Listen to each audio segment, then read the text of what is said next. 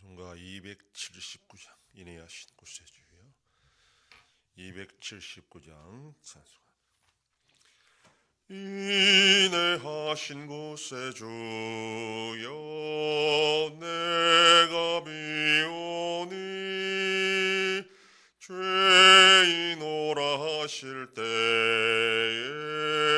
날 부르소서. 주여 주여 내가 비오니 죄인 오라 하실 때에 날 부르소서. 자비하신 보좌 앞에 꿇어 엎드려 자복하고 회개하니 믿음 주소서.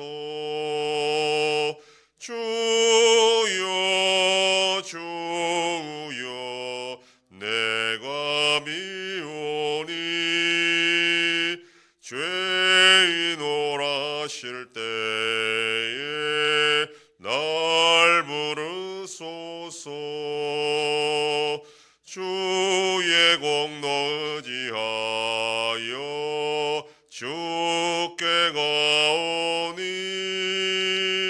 상한 마음을 고치시고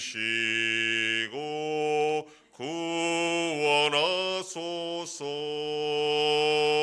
주여 주여 내가 비오니 죄인 오라 하실 때에 날 부르소서. 만복 근원 우리 주여 위로하소서. 우리 주와 같으시니 어디 있을까.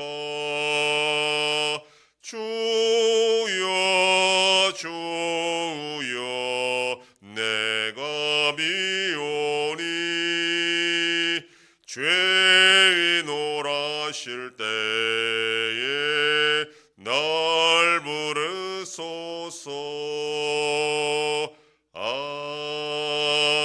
아멘.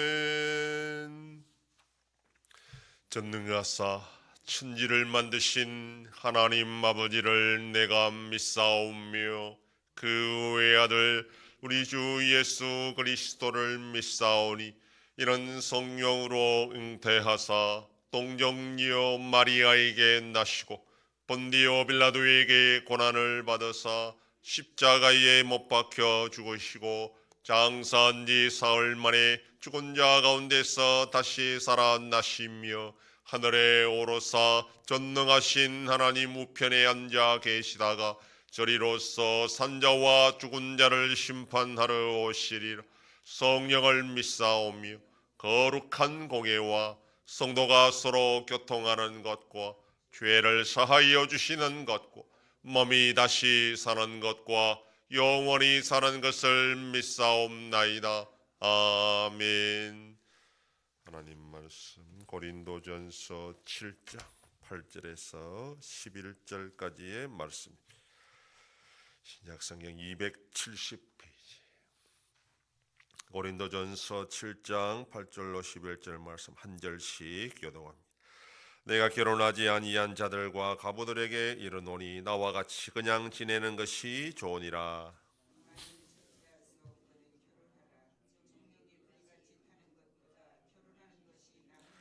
결혼한 자들에게 내가 명하노니 명하는 자는 내가 아니요 주시라. 여자는 남편에게서 갈라서지 말고 만일 갈라섰으면 그대로 지내든지 다시 그 남편과 화합하든지 하라. 남편도 아내를 버리지 말라. 아멘. 지금까지 바울은 결혼 여부와 결혼 생활에 관하여 원칙적인 설명을 했습니다. 이제는 구체적인 상황에서 어떻게 처신할 것인지에 대하여 몇 가지 경우를 두고 설명합니다. 권면의 대상은 모두 고린도 교회 성도라는 것을 먼저 우리가 알고 이 말씀을 봐야 됩니다. 이 교회 성도들 중에는 결혼을 했다가 이혼하거나 사별한 경우, 또 부부 모두가 성도인 경우, 또 한쪽만 성도인 경우, 또 처녀인 경우 등으로 나누어 권면을 하고 있습니다. 8절에서는 결혼하지 아니한 자들과 과부들에게 말합니다. 여기서 결혼하지 아니한 자라 하는 이 헬라어는 남성 명사입니다. 따라서 이들은 총각일 수도 있고 호랍일 수도 있습니다. 그런데 과부와 함께 권면의 대상으로 지금 말하고 있기 때문에 호랍이로 보는 것이 일반적입니다. 바울은 호라비와 과부들에게 권면하기를 나와 같이 그냥 지내는 것이 좋겠다 이렇게 말합니다. 그냥 계속 그렇게 독신으로 살라는 겁니다. 바울이 여기서 자신과 같이라는 이 말 때문에 의견이 분분합니다. 자신도 한때는 결혼을 했는데 지금 호라비로 독신으로 있다는 것인지, 원래부터 바울이 결혼을 하지 않았던 것인지 여기에 대한 의견입니다. 바울이 한 번도 결혼하지 않았다라는 주장도 있지만, 정통 바리새인으로서 랍비가 되기 위해서는 반드시 결혼해야 했기 때문에 바울은 결혼했을 것이고 어느 시점에 상처했거나 호라비가 되었을 것이다, 그런 주장도 있습니다. 분명한 것은 바울이 선교를 할 때는 계속해서 독신으로 있었다라는 것입니다.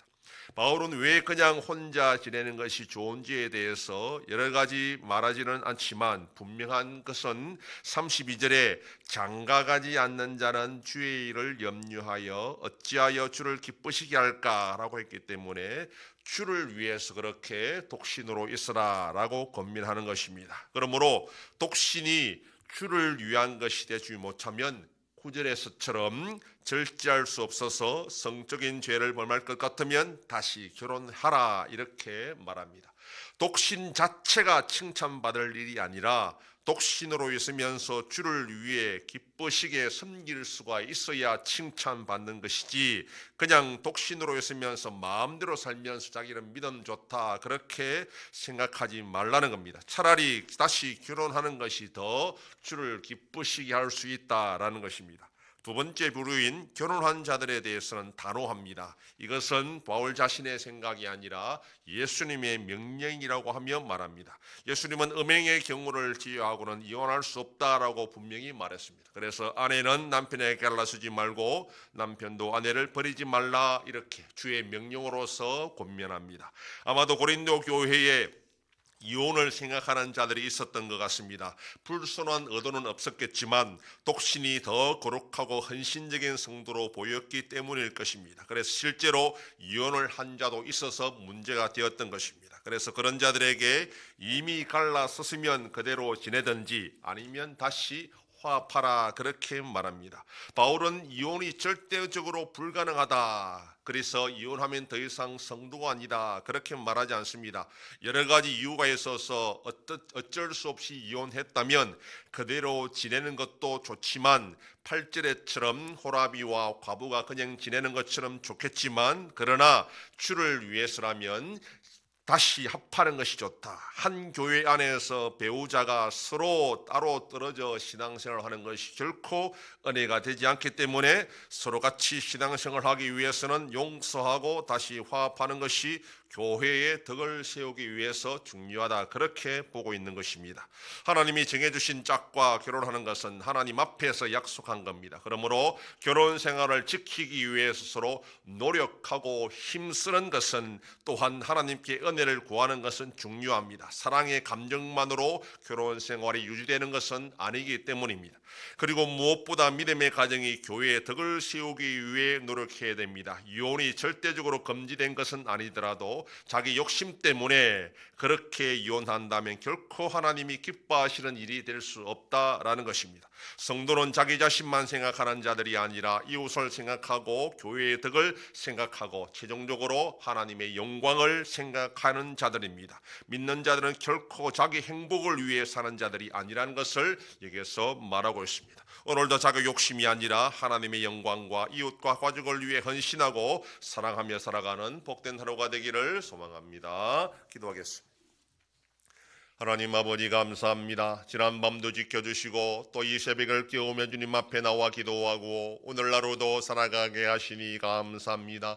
결혼해서 가정을 이루거나 독신하거나 모든 것이 주를 기쁘시게 하는 것이 되었을 때에 하나님의 영광이 되고 교회의 덕을 세우고 이웃을 사랑하는 것이라 여사오니 우리가 이 세상을 살아갈 때 우리의 행복을 위한 것이 아니라 하나님을 기쁘시게 하고 하나님의 영광 돌리기 위해 살아가는 복된 자들이 되게 하여 주시옵소서. 하나님 아버지 이 나라 대한민국을 붙잡아 주셔서 올바로 나아갈 수 있도록 인도하여 주시옵소서. 계속되는 전쟁 속에 있는 나라들도 불쌍히 여겨주시고 속히 평안을 허락하여 주시옵소서. 우리 yan송교회가 주님의 교회로 세워짐으로 하나님 아버지 영광 돌리는 교회가 되게 하여 주시옵소서. 성도의 가정과 생업에 복을 주셔서 감사가 넘치는 가정이 되게 하여 주시옵소서. 자녀들의 삶 가운데도 함께 해주시고 어린 생명들을 지켜주시옵소서. 연로하신 어르신들 붙잡아 주시며 병중에 있는 성도들을 불쌍히 여기사 치료하여 주시고 회복시켜 주시옵소서. 이 새벽에도 주님께 기도하는 종들을 기억하시고 간절히 구하고 빌 때마다 들으시고 속히 응답하여 주시옵소서. 감사드리며 예수님 이름으로 기도드립니다. 아멘.